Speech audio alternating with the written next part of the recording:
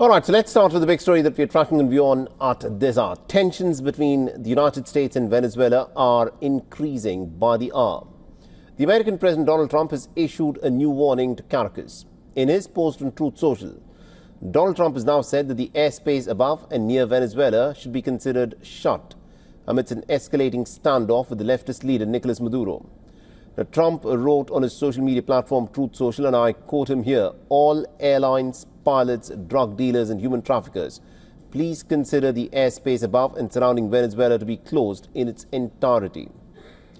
And this was a flight tracker view of the airspace over Venezuela after Donald Trump's post.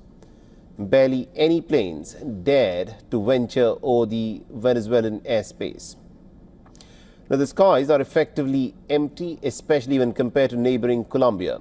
Just last week, the United States had warned major airlines of a potentially hazardous situation if they were to fly over Venezuela. And this had led to 6 major international airlines cancelling their flights to the country, and Venezuela had retaliated by revoking the operating rights of those 6 airlines. But despite that, the skies over Venezuela remained relatively empty even before Trump's latest warning. The American President Donald Trump has reportedly spoken over the phone with his Venezuelan counterpart Nicolas Maduro. The two leaders discussed a possible meeting in the United States. And according to the New York Times, the Secretary of State Marco Rubio was also on the line during the conversation. Now, all this comes as the Trump administration is piling on pressure on Venezuela with a major military deployment in the Caribbean that includes the world's largest aircraft carrier. Washington insists that the military build-up is part of its campaign against drug trafficking, but Caracas has said that the true objective is actually regime change.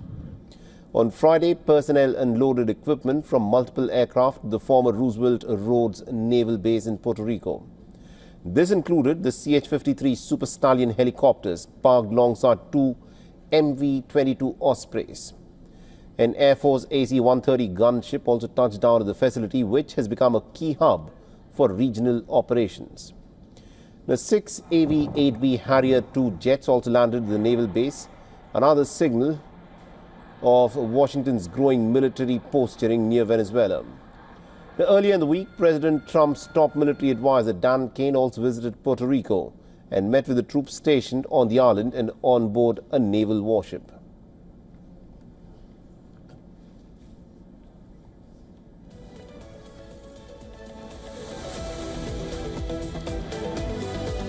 For all the latest news, download the WION app and subscribe to our YouTube channel.